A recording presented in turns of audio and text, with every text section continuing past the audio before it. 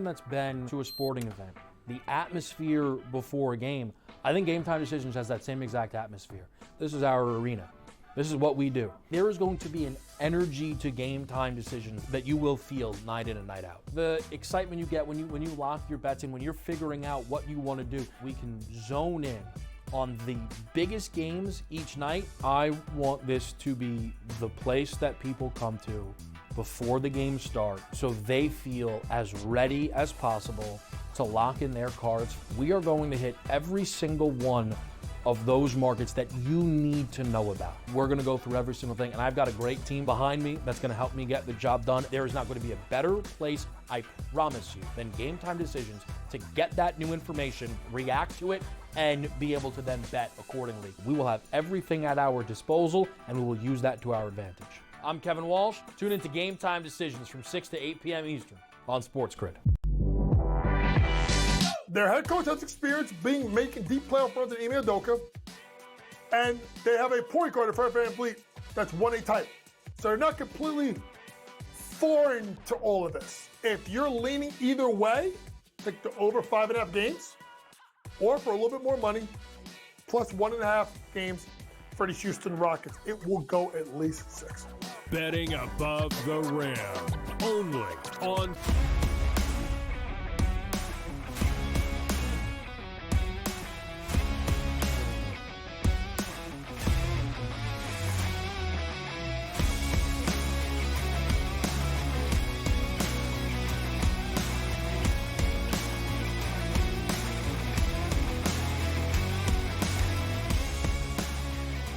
It's another Sunday on the SportsGrid Network, and you know what that means. It's pro baseball today. It's 10 a.m. Eastern, and we're ready to go. It's Donnie Rightside and Tom Vecchio as usual, and over the next 2 hours, we're going to hit every single game, even if we have doubleheaders, which we do today, which will get started at Citi Field. There are weather concerns we will focus on, but more importantly, we know the players, we know the games, and we're ready to get down to business, Tommy. How we feel today on a Super Sunday on the SportsGrid Network. I'm doing great. Like I said, we have not just 15 games today. We have 16 games with the double headers. We got some injuries to touch on. We'll touch on the MVPs. There's also a high level of concern when it comes to weather for a lot of these games. And we went through a couple of weeks where we actually had some pretty clean slates, only a game or two. Now we have 3, 4, 5, 6 games that have weather issues. Some games may not even play. There's wind blowing in at spots. It's going to impact hitting. There's a lot of breakdown today. Yeah, there's a lot to break down yesterday, too, as you take a look at the New York Mets, which didn't play, which will have a doubleheader today. I want to get after Eric Fetty, and today we might have a chance, hopefully, if the rain does stay off there at Citi Field. But, Tom, let's take a look at some injuries that happened this past week, because there were some big doings here. It seems like the Dodgers, a little bit snake-bitten over the past couple of years with frontline starting pitching. Tyler Glasnow, one of the best pitchers in Major League Baseball. However, this guy really has an injury history, and when you're getting put already on the IL in the early months of the season, that doesn't bode well for the rest of his season out there in Los Angeles. It doesn't. I will say the shoulder issue is slightly better than it being an elbow issue for pitchers. Just overall, I think we'd agree it's just slightly better. Sure. Glasnow's on and off the IL constantly. As someone, I have him on my dynasty team, and I've had him on my dynasty team for 5+ years. I am well aware of this fact every single season. The Dodgers did just get back Tony Gonsolin the other day. He started on Wednesday for the Dodgers. So you lose a starter, you bring back another starter. Obviously, he is not the same caliber as Glasnow, but this is the kind of situation where they just need to weather the storm, right? Yamamoto has been unbelievable for the Dodgers, right? They need to see a little bit more out of Sasaki, but you get another pitcher back here or there, you can at least weather it for a while. And I think that's what they're going to have to do. Obviously, the long term would be get him back, get Ohtani back on the mound, and then they have 6 options that they could really roll out there. Yeah, don't look now. The Dodgers on another heater like they opened up the season with, playing good baseball, which includes into the early hours on the East Coast last night as they absolutely hammered the Atlanta Braves. We'll check into that game a little bit later as well. But other injury news out there, and you see the name that always pops up as well. It's Mike Trout on the IL for the Los Angeles Angels. As we take a look at Mike Trout, the power numbers early in the season are there, but hitting under 200. But the worry again is, not, hey, can I get in 90, 120, 130 games a season? It's, boy, can we even make it to the All-Star break anymore here, Tom, with Mike Trout? Yeah, that's really what we come down to. And we've seen it Year after year at this point. Like it's tough to say. It sucks to say for a hitter as good as Mike Trout. And what we know is like it's an inevitability at this point. You know, for years it's like, oh, he's going to slide into second base and something's going to happen to his hand or his wrist or whatever. And now he just doesn't have it. And it's going to come down to he's going to have to be a full-time DH. He can't be out in the field. He's eventually going to be traded, or he should be traded. I know you have thoughts on that. He should probably go to the Phillies, but he's going to have to platoon as a DH in reality. Like it's going to have to not just be DH, it's going to be part-time DH because he physically can't do it anymore. Yeah, you take a look at his salary, $35 to $36 million a year, and you might say, like, oh, man, they got the great years out of Mike Trout, and it is what it is. Talked about earlier this week on the Angels, like going after Albert Pujols. What a terrible contract that was down the stretch. You know, you had the Josh Hamiltons of the world. Yeah, Anthony Rendon is one of those contracts we don't even talk about him anymore with how horrible it is. Like Mike Trout signing that 12-year, $400+ million extension in 2019, nobody batted an eye because that was starting to be the going rate for great baseball players, and you expect the longevity and playing right through your prime. So now you're looking at Mike Trout on a team that's nowhere near making the playoffs, probably for the next couple years, as been the past couple years. And you say to yourself, well, okay, Trout's done in 2026. Nope. How about 2027? No way, Tom. How about 2028? Nope. $35 million again. 2029? Not keep going. 2030? Keep going. He won't be a free agent until 2031, which is so incredible at that because now you're looking at just a few short years ago. Explain to me this, Tom. You look at the Los Angeles Angels. They had Shohei Ohtani and Mike Trout. If they decided 2 years ago that it was time to move on from both of them, they could have rebuilt their entire organization. But instead now, Ohtani leaves for free, which is amazing to even say that. And then Mike Trout is so beat and banged up right now. Are they going to have to pay $25 million a year of the $35 million just to move him to another team? And instead of getting a prospect back, they don't have to trade a prospect just to get somebody to take that contract. That's really what it comes down to. And I love the fact that they gave their GM an extension, was a year ago, a year and a half ago. It's like, you didn't get anything for Ohtani, like you said, and now you are saddled with this Trout contract. And ultimately, trading Trout is the right move. It was the right move to trade Ohtani and get something back for him. And now it's come down to you're going to lose the fan base because you didn't move on Ohtani, and now you're stuck with Trout, and you're going to have to move him at a certain point, and they're going to keep giving him extensions. It has been, I'm just going to say, an abject failure for the entire organization, top to bottom, to not even touch the playoffs when you had those two players. It has been terrible. They need to change ownership, change GMs, change the entire front office. It has been absolutely horrible. What could have been for Mike Trout? And again, it's a shame. He should be smack dab in the middle of his prime, and we can't even get, weeks on weeks end of him playing baseball as opposed to missing baseball games. Another key injury, the New York Yankees, Jazz Chisholm. The power numbers, just like Mike Trout, are there, but the batting average certainly isn't. Chisholm goes on the IL, oblique injury, 181 on the season. Hasn't really lived up to the hype. By the way, they gave him a lot of opportunities. It wasn't like they were sliding them down, Tom, 6, 7, 8 in the order. This guy was hitting like cleanup 4, 5, and 6 all the way through. He'll be down for some time now.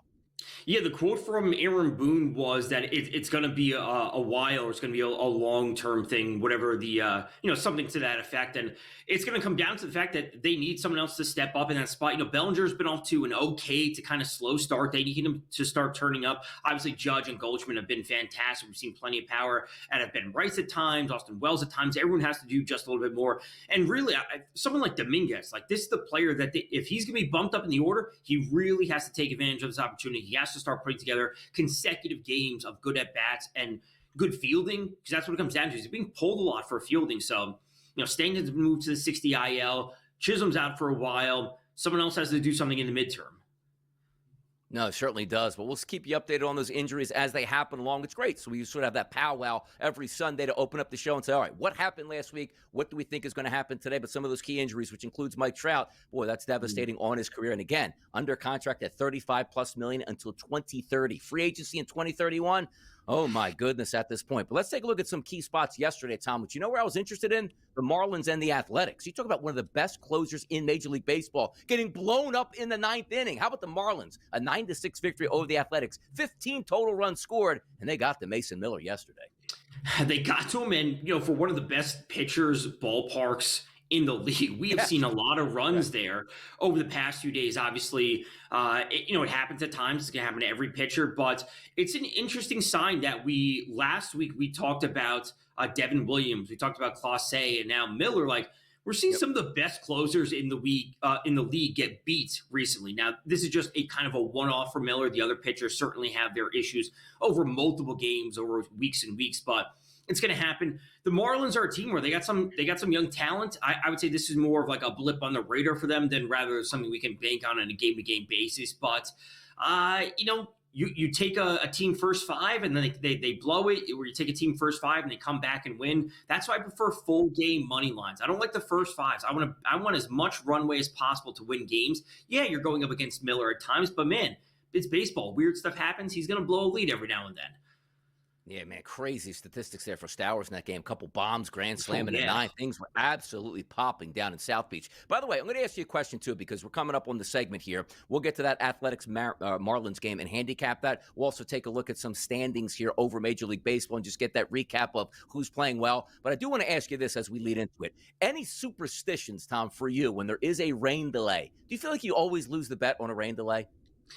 I actually like taking bets unders on pitcher strikeouts if I know there's going to be rain mid-game, because then they'll get pulled and you can cash it. But leading into a game, I no superstitions for me.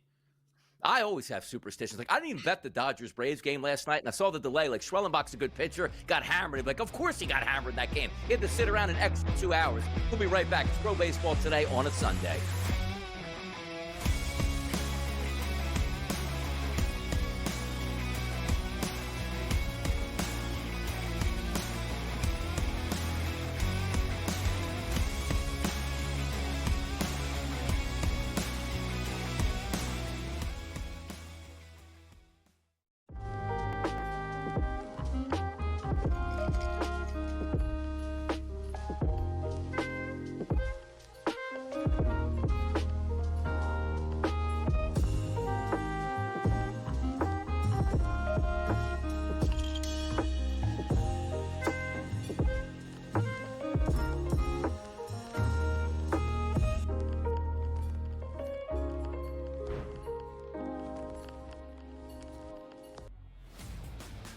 Your college performance does not relate to the National Football League.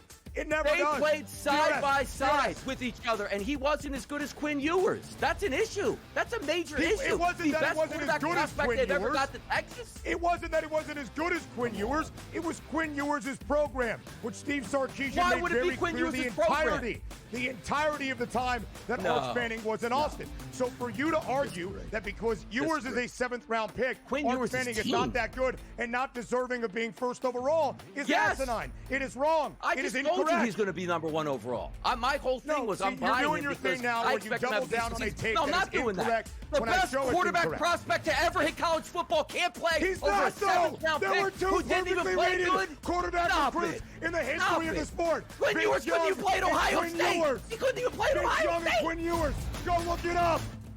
The Early Line, only on SportsGrid. We're going to go through every single thing, and I've got a great team behind me that's going to help me get the job done. I want this to be the place that people come to. There is going to be an energy to game time decisions that you will feel night in and night out. We are going to hit every single one of those markets that you need to know about. We will have everything at our disposal, and we will use that to our advantage. There is not going to be a better place, I promise you, than Game Time Decisions. I'm Kevin Walsh. Tune in to Game Time Decisions weekdays on SportsGrid.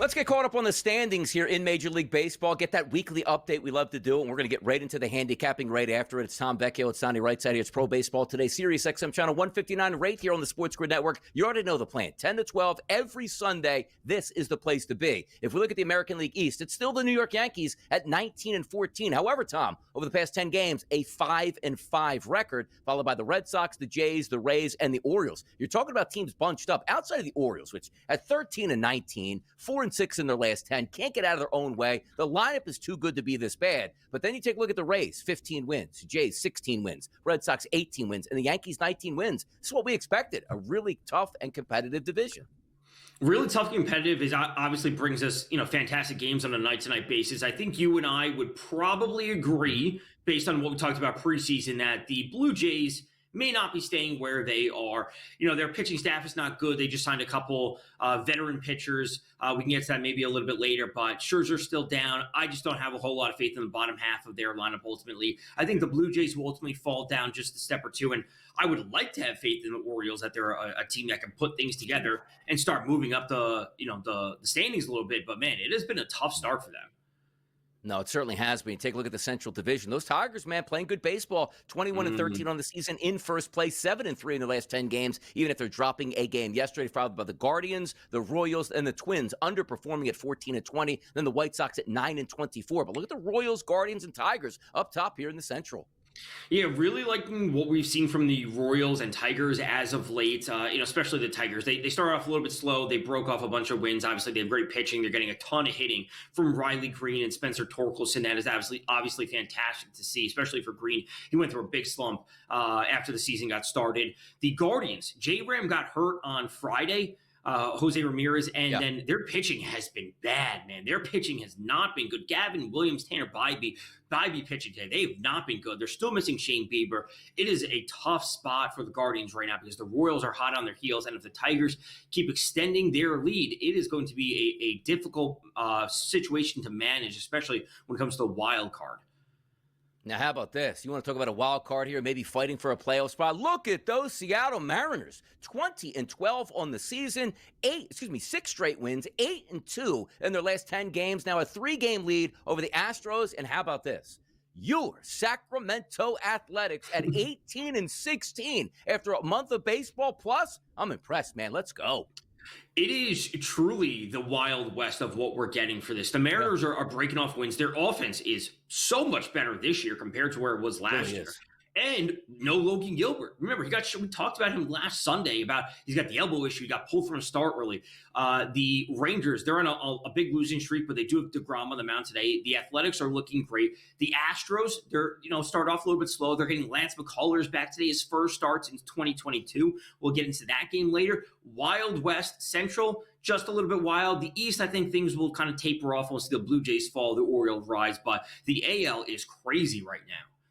No, it certainly is. And the Rangers on a 4-game slide right now, 2-8 in their last 10. And in that same division, the Angels, again, 2-8 in their last 10. We expect them to fade back as opposed to a decent start that they had. Flip it over to the National League, which includes the National League East. The New York Mets got rained out yesterday, doubleheader today. But how about this? They've doubled up their losses, 22-11 on the season, 6-4 in the last 10. The Phillies have rebounded nicely after a bottom feeder couple series in a row at 19-14. And the Nats playing good baseball here. The Atlanta Braves fought all the way back. Now it seems like we're losing some momentum. Losers of 3 straight games at 14-18, and the Marlins at 13-19. But the Mets, man, 22 wins on the season. Looking good so far.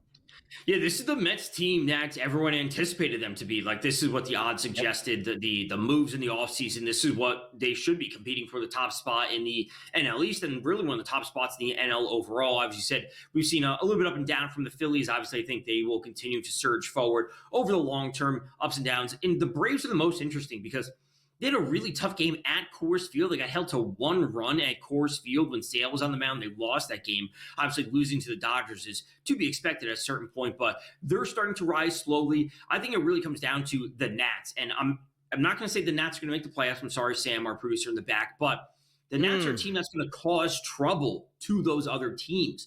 They're going to cause trouble to the Braves and cause trouble to the Phillies, the Mets, and that's obviously going to help the other teams around them. So the Nats are the team I think the other teams in the NL need to worry about. As Dr. Dre said at one time here, James Wood, always up to no good, man. I like a couple players in that lineup, and on a day-to-day basis can really get after it. Again, playing good baseball, 15-19 overall. We'll see how they pursue. The Central Division, the Cubbies, 21-13 on the season, winners of 3 straight games, 7-3 in their last 10 games, followed by the Reds, a little bit of a resurgence here, 7-3 also in their past 10 games. The Brewers playing just under 500 baseball. Then there's the Cardinals, and then there's those Pittsburgh Pirates who have 114 runs scored on the season and a minus 44 run differential. But those Cubbies up top, a couple of those hitters, man, knocking the baseball around, Tom.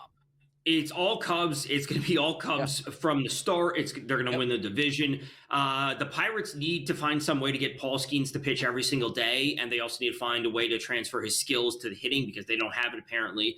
But their lineup is tough at times. It's not to say we can't look to O'Neal Cruz for some props. The Cardinals are the team that I thought they were. They're not as good as they started off.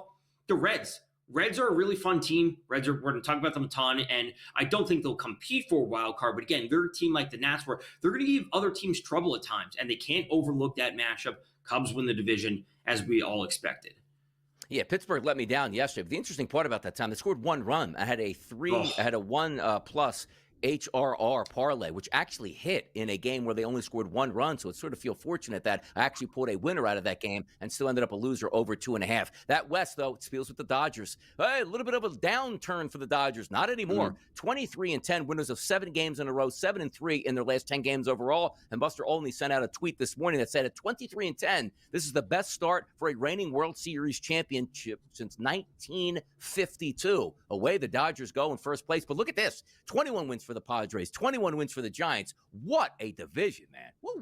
What a division. The Diamondbacks have taken a little bit of a step back over the past few series against the Phillies and against the Mets. They will get back into it, but man, this is also Wild West, just as we have in the AL.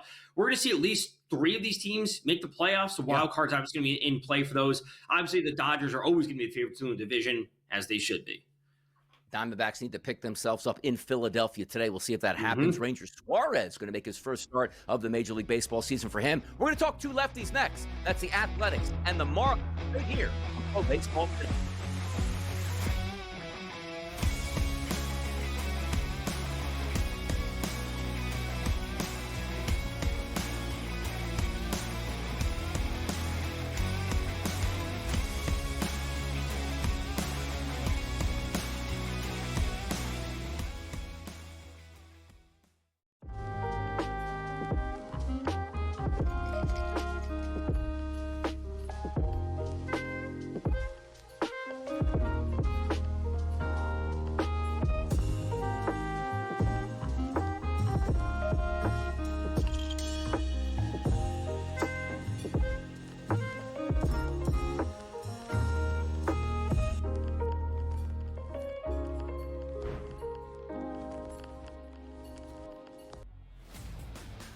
Your college performance does not relate to the National Football League. It never does. They played side by side with each other, and he wasn't as good as Quinn Ewers. That's an issue. That's a major issue. It wasn't that it wasn't as good as Quinn Ewers. Ever got to Texas. It wasn't that it wasn't as good as Quinn Ewers. It was Quinn Ewers' program, which Steve Sarkisian made very clear the entirety of the time that Arch Manning was in Austin. So for you to argue that because Ewers is a 7th-round pick, Arch Manning is not that good and not deserving of being first overall is asinine. It is wrong. It is incorrect. He's going to be number 1 overall. My whole thing was I'm buying you're doing your thing now where you double down on a take that is incorrect. The best quarterback prospect to ever hit college football can't play. He's over not a 7th-round pick. There were 2 perfectly rated quarterback recruits in the history of the sport. Quinn Ewers couldn't even play at Ohio State. He couldn't even play at Ohio State. Quinn Ewers. Go look it up. The Early Line, only on SportsGrid. We're going to go through every single thing, and I've got a great team behind me that's going to help me get the job done. I want this to be the place that people come to. There is going to be an energy to game time decisions that you will feel night in and night out. We are going to hit every single one of those markets that you need to know about. We will have everything at our disposal, and we will use that to our advantage. There is not going to be a better place, I promise you, than Game Time Decisions. I'm Kevin Walsh. Tune in to Game Time Decisions weekdays on SportsGrid.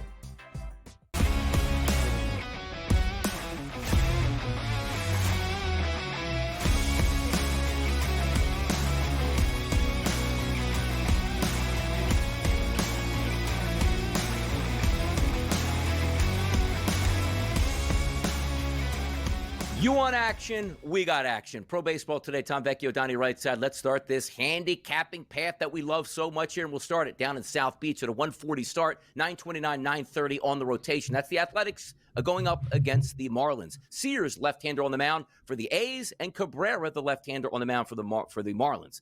Athletics Marlins, excuse me on that. But yesterday, boy, we had some exciting doings last night. High-scoring game down in South Beach. Will we see the same? If we set the lines here, the FanDuel Sportsbook overnight had a minus 142. Now most outlets here showing minus 125s, minus 126s here. The total, Tom, opened up at 8.5, still sitting at 8.5 across the board. Sears, Cabrera, down south. What gives today? I think the Athletics do bounce back after yesterday's loss. And again, this is a baseball thing. Like, weird stuff happens. Yep. The best closer in the league who's throwing 100 miles per hour, he's going to get beat for a home run, and it happened to be a grand slam, and all these things kind of pile together and end up losing that. When it comes to Sears on the mound, like, he's just a pretty average pitcher overall. Like, doesn't have super high strike area. It's only 21%. He doesn't walk anyone at 4%.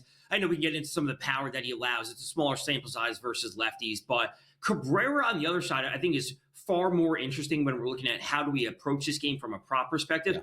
22% strikeout rate, a 12% walk rate is terrible. 1.93 home runs allowed per nine. He has a 333 BABIP.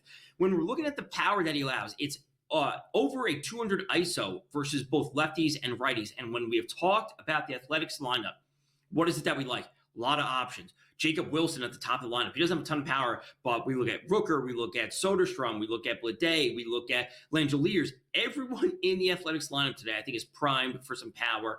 I love this spot for them to bounce back, come away with the win.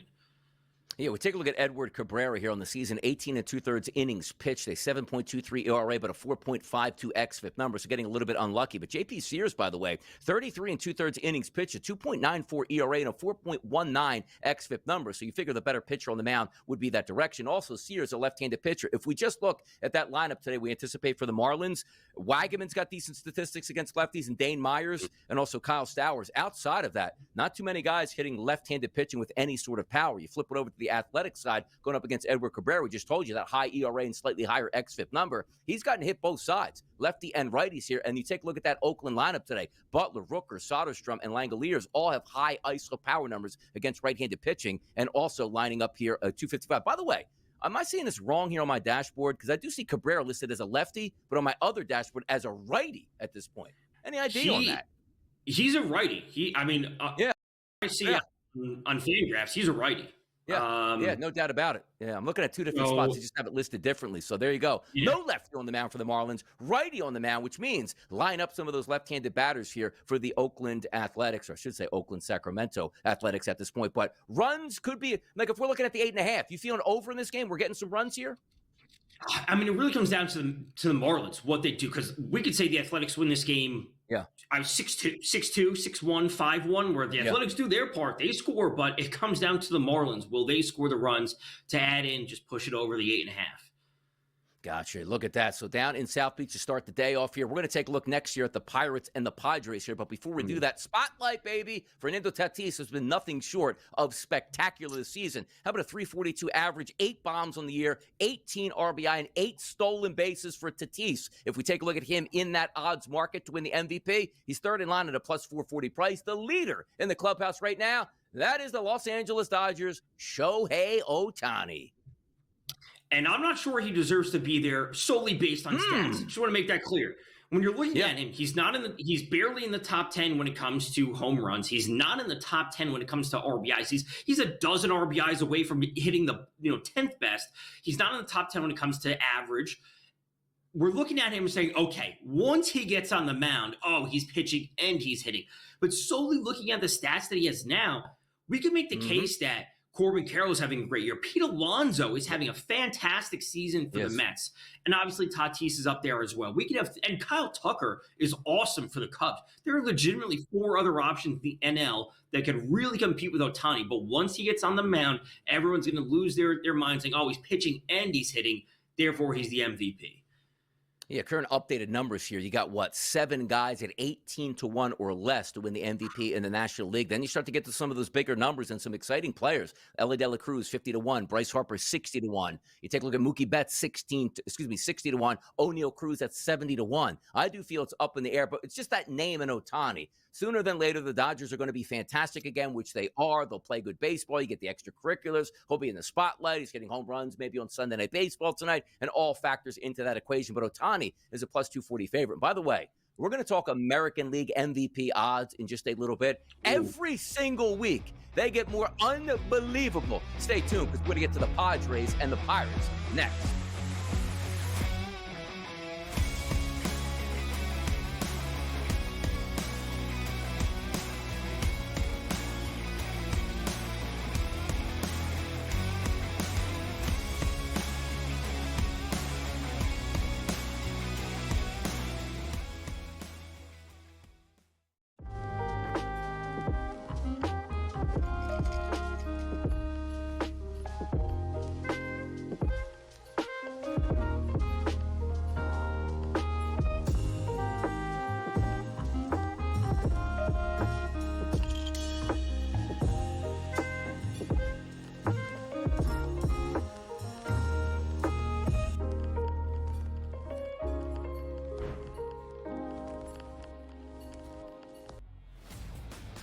Your college performance does not relate to the National Football League.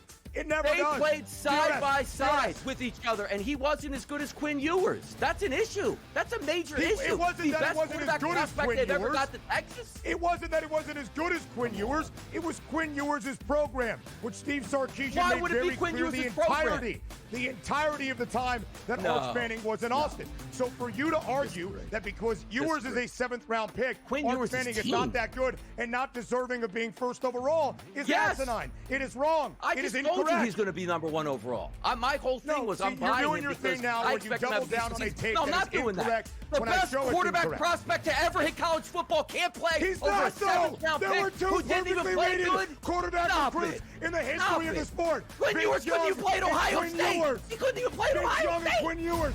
Go look it up.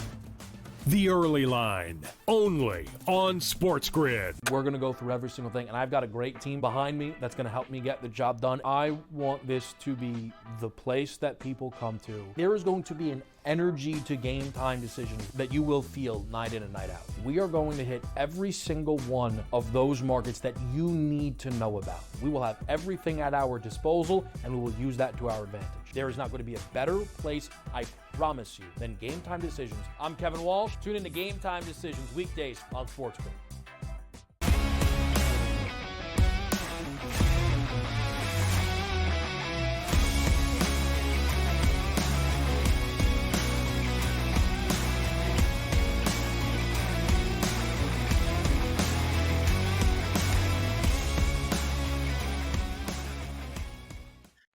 Padres and the Pirates yesterday. Oh, I got let down. Did pick up 1 win in that game, but just needed 3 runs. Come on now. Randy Vasquez on the mound, high xFIP numbers, 10 runners on base through 5 innings, only getting 1 run at that point. Come on, we need better out of the Pirates. Let's see if they get it today. This game's going to start at 1:35 Eastern if we play between the raindrops. 9:01, 9:02. Kolek's going to be on the mound for San Diego, making his debut in Major League Baseball this year. Did pitch last year. Interesting numbers coming up. Andrew Heaney, go figure, having a resurgence here in Pittsburgh, the left-handed pitcher. This line opened up roughly a pick'em, Tom. Still roughly a pick'em across the board. 8.5 stuff turned into 9s on the total today. Kolek, Heaney, Padres, Pittsburgh. Yeah, as you said, Kolek, this is his first start this season. He had 46 innings pitched last year. Listen, a 3.46 xFIP, pretty good. 18% strikeout rate, below average, only 5% walk rate. He did allow a 173 ISO versus righties last year. Keep that in mind. Andrew Heaney, this is a pitcher I think should be getting hit so much harder than he currently is. I think he's getting a little bit lucky. He does have a 368 xFIP, which is good. 22% strikeout rate, 6% walk rate. He's not allowing runners on base for free. 42% ground ball rate and 57% medium contact rate. He's a pitcher that can get hit hard by righties, especially when he gives up the power. At least that's the pitcher he was historically. I think this game screams runs because I'm not buying into Heaney being this good, and I don't think Kolek has proven himself over a large enough sample size. Granted, it's against a bad Pirates lineup, but but I think the Pirates do enough to get to him, and the Padres add in the runs that they normally do. Like, this game is over for me. Yeah, it's interesting too, because yesterday, and sometimes you like to the ebbs and flows of baseball. Like, 2-1 yesterday, they couldn't hit anything, and what happens after the first inning? It's 2-1 already at that point. You get those jump starts. You take a look at Stephen Kolek, who last year, again, not a big strikeout pitcher, which is key because that means the ball should be in play. Struggled a little bit from righties yesterday, but it feels like to me, Tom, I look at that Pittsburgh lineup. Like yesterday, I had O'Neal Cruz, also had Andrew McCutchen and Emmanuel Valdez, each to get a hit, run, or RBI, and it worked out in my favor. But it feels like, Tom, that's the only 3 batters they have in that entire lineup, where it's like you get through the first 4 or 5 and Brian Hayes and Adam Frazier and Canario and Triolo just haven't done their job. How can we rely on guys like that, even if we don't have such a great pitcher like Stephen Kolek? The name you didn't mention, I don't know if you forgot, is Brian Reynolds. I think he's a good hitter. I'm not going to say he's great. I bet him a lot. Yeah. So that's the point we're making is that the Pirates, like, some of these teams are very condensed of who you can look at, and it's really that grouping. It's Cruz, Reynolds, McCutchen, and Valdez, and that's it. Like, maybe go to Key Brian Hayes at times, but I would not want to drop down to the 7, 8, 9 hitters for the Pirates. Give me Cruz, Reynolds, and McCutchen and kind of move on. Yeah, exactly. It feels like what you have to do at this point. But also, if we're looking at the Padres' perspective here, it's a lineup against lefties that doesn't look all that great either. Tatis, Arise, Machado, 337, 345, 387 in weighted on base percentages this year against left-handed pitching. Those are your guys. Bogarts has been bad against lefties. Camposano's been bad against lefties. Gonzalez bad against lefties. Then there's Iglesias down there in the 7 hole that we anticipate. It's got some good numbers, but then Lockridge and Diaz, just nothing there at that point. But we are waiting to, like, you watch Heaney pitch. Sometimes you just look at a pitch and be like, that guy's dominant. That's not Andrew Heaney. We'll see if that does change today. 67-degree temperatures here in Pittsburgh today. Only 3 mile an hour is blowing in. So if we can actually get this game through, maybe we get some runs, as Tom pointed out in the spot here. But the Pirates did me a little dirty yesterday. Picked up a little bit on one side of the bets. We'll see what happens after a 2-1 game yesterday as we keep it moving forward. Let's head down to Philadelphia. 2:05 start today. 9:03, 9:04 on the rotation. That's Rodriguez going up against Suarez. This game does actually have 2 left-handed pitchers starting here. The Phillies were the favorite overnight, 140 to 135. It's actually dropped down a bit, Tom. We're looking at that minus 130 price across the board, but 9s across the board. Let's start here. When a pitcher of pedigree, which Suarez was good last year, got banged up and injured, making his first start of the season, how do you approach that from a Phillies perspective if you're looking to take Ranger Suarez today? It's a case-by-case basis. Like, it comes down to so much of, like, do we buy into what he did last year? Are we buying into his rehab starts? Are you looking to fade him? Are you looking to buy into the opposing team? Are you simply saying, I don't believe in Rodriguez on the other side, and I'm just going to buy into the Phillies lineup? So, and it comes down to, are you betting on pitcher props? Are you betting on money lines, the total, whatever it might be? And this is very, very circumstantial. We will talk about Lance McCullers making his first start of the year for the Astros. The same situation. What do you want to tell yourself? Am I saying I'm going to take the under on pitcher outs because I just don't think he's going to go that far? You're going to keep him under control for his first start. Lance McCullers has a phenomenally easy matchup versus the White Sox, which isn't the case here going up against the Diamondbacks lineup. So when it comes to pitchers making their first start of the year, you have to find your angle and you have to stick to it. You don't want to spread yourself across the board saying I'm going to take the outs and the strikeouts and the runs, this, that, the other thing. Find one spot and stick with it. You take a look at Eduardo Rodriguez, too, Tom. 32 2/3 innings pitched, and some might say, like, oh, man, look at that ERA of 6.06. He's going to get drilled today. And then you look at that xFIP number, real manageable, 3.39. So maybe getting a little bit unlucky, which means he's not walking a lot of guys. He strikes out a lot of guys, but just getting beat up here with the balls in play. You take a look at the Philadelphia Phillies against left-handed pitching this season. Trey Turner's got a 385 weighted on base percentage, a lower ISO power number. Harper's got decent numbers. Schwarber's got fantastic, which is crazy. Schwarber's numbers are off the charts against left-handed pitching, which you figure that's the chance that you sort of would be able to dominate him. That's role reversal. Nick Castellanos got good numbers, but then Realmuto, Bohm, Sosa, Wilson, and Rojas has decent stats. It was expected to be in the 9 hole here. Not a great looking lineup, but also understand this. Philadelphia today, about 70-degree temperatures, precipitation 50-50. We're expected to get rain all day long, 8 miles per hour. So another part-time that we like to talk about, like the handicapping strategy. Entering into a game that you like a pitcher and or a matchup where rain is involved, how do you approach that? If I like the pitcher, it depends on when the rain is coming, because if they're going to get him out there, and if the rain comes in the middle of the game, he could go out there for 3 innings and there's an hour rain delay. They just don't bring him back out there, right? So there is, depending on what you like for the pitcher, there's still going to be value in taking unders regardless of how much faith you have in that pitcher. Because if there's an hour rain delay, they just don't bring pitchers back out there.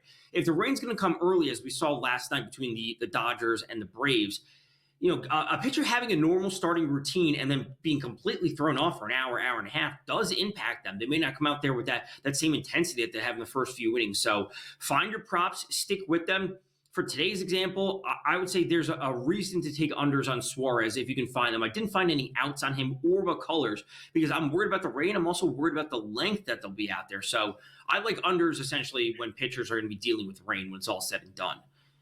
Take a look at those Diamondbacks again in a very tough division here. Not playing their great baseball right now, and also after a red-hot start to the season, Corbin Carroll still has great numbers, though. 279 batting average, home runs 9 on the season, RBI 23, and stolen bases 5 here as we take a look at that lineup here for the Arizona Diamondbacks. Ketel Marte, Corbin Carroll, Randall Grichuk, Eugenio Suarez. They got some good good players in there. The one thing I like about them today, not a lot of strikeouts in the lineup versus left-handed pitching, which is always a positive. But, Tom, as I look at ISO power numbers and weighted on-base percentages against left-handed pitching, the Diamondbacks don't line up all that well against lefties.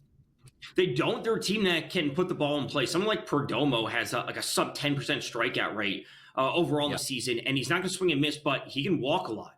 And if Suarez just doesn't have that precise command and control in his first start of the season, allowing runners on for free, then you bring up a Grichuk, you bring up a Pavin Smith or Josh Naylor, who does have power, obviously, with the lefties, specifically with someone like Josh Naylor getting the ball out, which we know is very favorable. That's where things can turn sour for Suarez. So I think runs in this game are the most interesting if the weather will cooperate.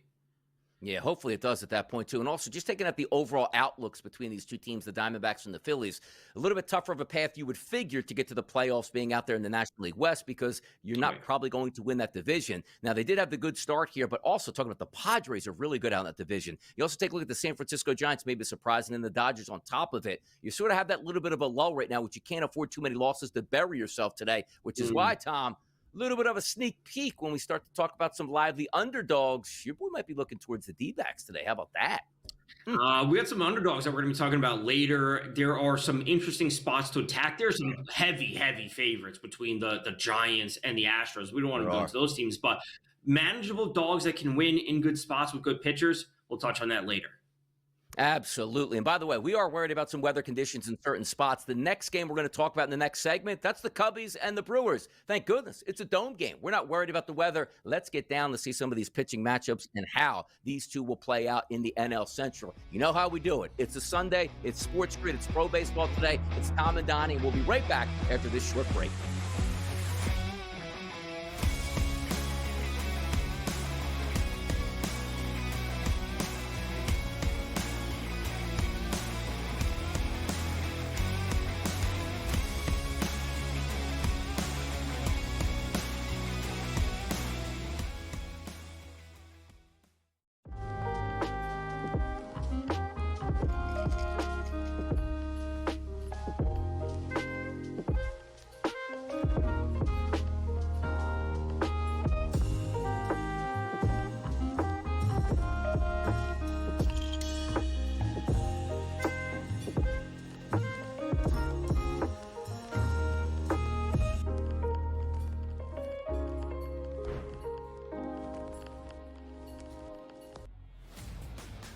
Your college performance does not relate to the National Football League.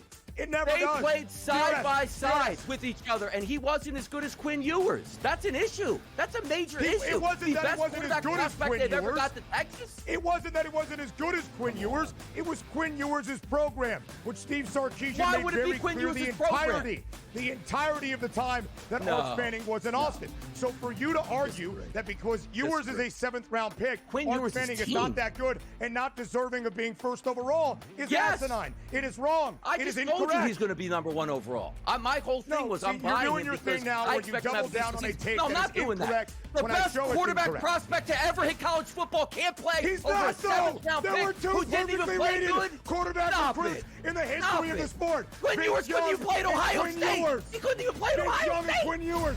Go look it up. The Early Line, only on SportsGrid. We're going to go through every single thing, and I've got a great team behind me that's going to help me get the job done. I want this to be the place that people come to. There is going to be an energy to game time decisions that you will feel night in and night out. We are going to hit every single one of those markets that you need to know about. We will have everything at our disposal, and we will use that to our advantage. There is not going to be a better place, I promise you, than Game Time Decisions. I'm Kevin Walsh. Tune in to Game Time Decisions weekdays on SportsGrid.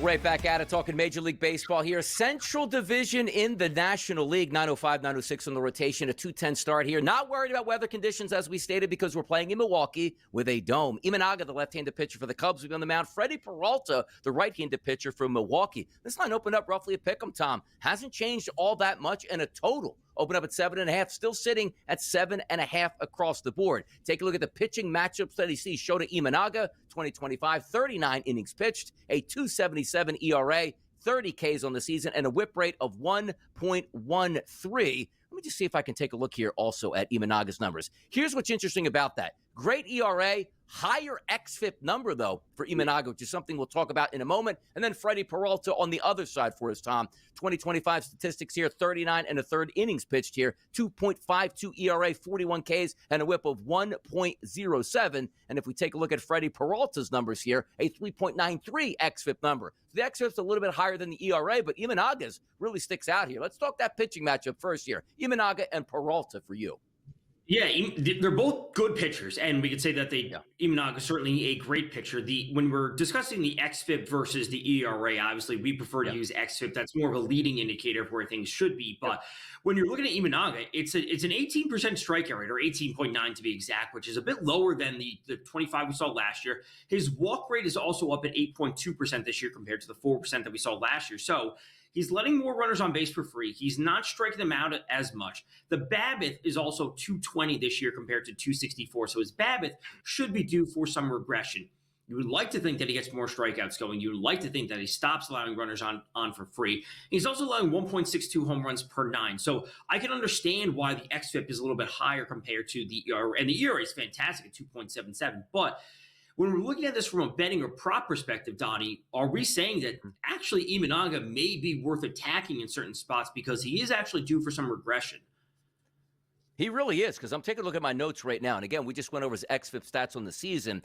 He's not really bad to lefties per se, but righties here have him listed to just a 4.97, so close to a 5 xFIP, which will get you in trouble. So you say, okay, let's focus on the Brewers lineup, what we anticipate that starting lineup to be. And if you just look at left-handed pitchers, forget about pedigree, just lefties, they've done such a terrible job this year, Tom, against lefties. Jackson Chourio is a right-handed batter, which probably should be in your lineup. A 280 ISO, a 411 weighted on-base percentage against lefties here through 50 at-bats. I love that. Bryce Terang, terrible. William Contreras, terrible. Christian Yelich, terrible. Daz Cameron only got 1 at-bat, so you can't really focus on that. Joey Ortiz, bad. This lineup certainly hasn't produced against left-handed pitching, but if there's one guy I like, it would be Chourio. But it looks like it's a pretty good matchup here for Imanaga. It does, but this is what we always talk about. It's like a pitcher struggles at a certain thing, and you want to attack him there, but the lineup doesn't do the thing. When you're looking at just righties, Imanaga versus just righties, I should say. A 4.97 xFIP, 1.93 home runs per 9. He's allowing, and he's also allowing, what is this? The ISO is a 220-ish ISO, 218 ISO that he allows. Like that is all. That's a dream spot to attack. The Brewers just don't have the pieces to match up against it. I always talk about that too, Tom, because so many of us, even being seasoned handicappers, sometimes you look at that and be like, I just want to fade that pitcher in the spot regardless of the batters. And probably 50% of the time you will be right, but you like to have it a little bit better percentage there. Like, why didn't we do? Because, like Imanaga goes through the first 3 innings, gives up, 4 runs, 2 home runs. Right-handed batters are capping him. Like, that's exactly what we thought, but the numbers don't present it. It's like, hey, a really bad defense in the NFL. Well, you still have to have somewhat of a good offense to exploit that bad defense. We'll see if we get that. Now, The Cubs offense, on another hand, Freddie Peralta's a pretty good pitcher. He's got good numbers this year. 160 batters that faced him, Tom, a 133 ISO against and a 268 weighted on base percentage. K rate combined between lefties and righties about 26%. Walk rate under 10%. You love to see that. And you look at that lineup, which I sort of fall in love with. The 2, 3, and the 4. Tucker, Suzuki, and Bush. High ISOs, high weighted on base percentages. And one guy that I continuously have been putting in my lineup, PCA, baby, Pete Crow Armstrong. The lineup is much better for the Cubs today. Can they exploit Freddie Peralta again? Much better on the xFIP numbers than Imanaga. What do you look at from that side? I think this is a spot where I would prefer to trust the hitters rather than going to Freddie Peralta. And I think Freddie Peralta is a very good pitcher. His strikeout rate has come down since he first broke into the league. You know, we're talking about a 30, 37% strikeout rate at times for Freddie Peralta. That has now dipped to, as you said, 25.6% to be exact this year. His walks have never been particularly amazing. They're still okay at sub 9%. The home runs always continue to be an issue. I think that this is a spot I think the hitters will break through.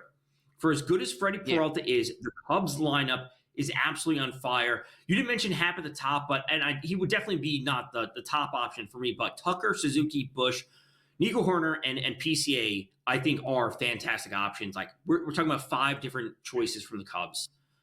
Yeah, it's a fun lineup to bet there. Team totals, all that good stuff here. Let's head out to the West Coast here in San Francisco. Get your checkbook out, people. You're going to need it. 909, 910, 405 start here. It's Marquez versus Webb, and you know what that means. A price point overnight of close to minus 400, which is hovering now between minus 380s and minus 375s, depending on where you're shopping at. That total overnight, 7.5, still sitting there right now. Why? Logan Webb is on the mound. 41 and a third innings pitched this season, a 2.83 ERA, but even better, his xFIP is 2.13. 50 Ks on the season and a whip of 1.21. Did get beat up a little bit, Tom, in his last start, but then again, he's going up against the Rockies lineup today. Yeah, if there was any time for Logan Webb or any time and matchup for Logan Webb to bounce back, it would be today. He is one of the best pitchers in the league. And, you know, when you're looking at his stats, I never, or I would say the public perception never viewed him as a true ace because he hasn't been a dominant strikeout pitcher. Over the course of his career, we're talking about a 22.4% strikeout rate. Last year was 20.5, 22.8 the year before that, 20.7 this year. His strikeout rate is up at 29.9%. He's truly turning into the frontline ace that you think of when you're talking about a high strikeout pitcher that is completely dominant on the mound. He's going to decimate the Rockies today, absolutely decimate them. If we look at the strikeout rates overall, Colorado is at 27.5% strikeout rate versus right-handed pitching. That is dead last in the league. It is a massive money line in favor of the Giants, as you would expect. On the other side, German Marquez, we're looking at him, not a good pitcher, coming in with a 530 xFIP this year. It's all Giants today. It is going to be all Giants. And by the way, I do have some points here I want to bring up specifically when you're trying to mark German Marquez here and some batters that might be able to do damage on the San Francisco Giants. But that's music to Tom in my ears. You see a guy with high xFIP? Wait till I tell you about his xFIP against left-handed batters. Coming up next right here on Pro Baseball Today.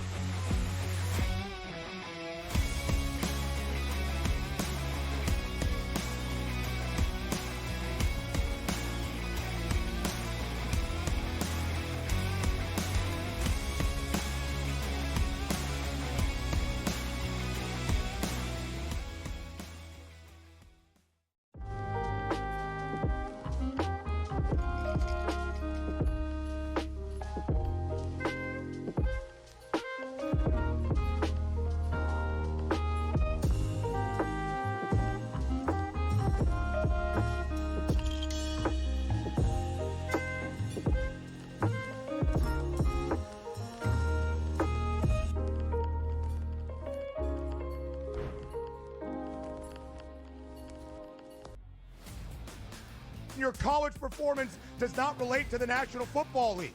It never does. They played side by side with each other, and he wasn't as good as Quinn Ewers. That's an issue. That's a major issue. It wasn't that it wasn't as good as Quinn Ewers. Got to Texas. It wasn't that it wasn't as good as Quinn Ewers. It was Quinn Ewers' program, which Steve Sarkisian made very clear the entirety of the time that Arch Manning was in Austin. So for you to argue that because Ewers is a 7th-round pick, Arch Manning is not that good and not deserving of being first overall is asinine. It is wrong. It is incorrect. told you he's going to be number 1 overall. My whole thing was I'm buying you're doing him your because thing now I when you expect him to have double down on a season. take No, I'm that not is doing that. incorrect The when I best show it's quarterback incorrect. prospect to ever hit college football can't play He's over not, a 7th-round there were pick two who didn't even perfectly play rated good. quarterback Stop recruits it. in the Stop history of it. the sport. Quinn Vince Ewers couldn't Young even play at and Ohio Quinn State. Ewers. He couldn't even play at Vince Ohio Young and State. Quinn Ewers.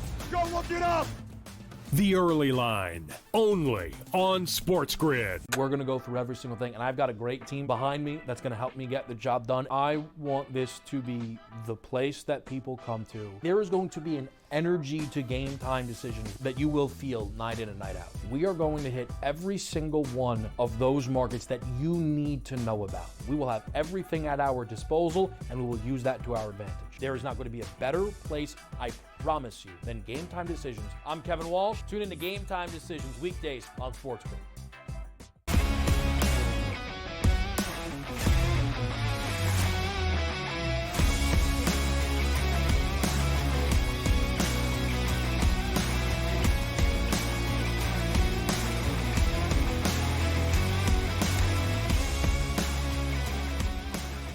Quick little points here on that San Francisco Giants-Colorado battle out on the West Coast today at 4:05. Looking at Herman Marquez, really struggles with left-handed batters. The funny part about it is last year he didn't have really statistics to go off of in Major League Baseball. This year, 128 batters. Lefties, K percentage under 10%, which is crazy for Major League Baseball. High walk rate there, high ISO, high weighted on base percentage. But also, that's what happened, right? That's what these players did at the plate. So you try to look at the XFIP numbers to tell that underlying true value of the pitcher. As we look at his, XFIP on the season, 5.30. But to lefties, 6.87 XFIP, which means balls are in the air. No strikeouts, as we said. Traffic on base. Mike Yastrzemski leading off 85 at bats on the season against righties, a 250 ISO and a 430 weighted on base percentage. Jung-Hoo Lee, one of my favorite batters in baseball, 169 ISO, weighted on base percentage, 367. Now, they don't have too many lefties in the lineup, but if you're just looking to get down and say, where can I get an RBI from or maybe a home run, Tom? For me, I look at those astronomical XFIP numbers, and even though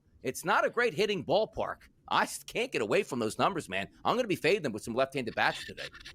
Yeah, I think if we were ranking them, I think it would be Lee, Yastrzemski, Adames, Flores, Chapman is how I would put them. Definitely the lefties up at the top because Herman Marquez is not a good pitcher, hasn't been a good pitcher for multiple seasons, despite the injuries, where it might be, but it's just all Giants. It is literally all Giants, and if Logan Webb holds them to 1 or no runs, I don't think anyone's going to be shocked they win this going away. Yeah, we'll see what happens out there, but I am looking for some excitement here from that Giants lineup. We'll see how it plays out. And the Giants having a very good start to the Major League Baseball season. Let's get you updated here on the AL Cy Young Award market because it's going to lead us in to our Mariners-Rangers game in just a few moments here. Tarek Skubal, no surprise there, plus 210 price as the favorite here to win that award. Garrett Crochet, Max Fried, Hunter Brown, Jacob deGrom, 17-1 now, under 20-1. Reagan, Eovaldi, Lopez, Wu, and Valdez rounded out. But it looks like right now, slight favorite, Tarek Skubal once again here. Does he have a chance to repeat, Tom? I think he does, especially if we see things continue the way they're going. And obviously, Fried has been also a phenomenal start. Hunter Brown has been downright awesome for the Astros. It looks like they found their next ace.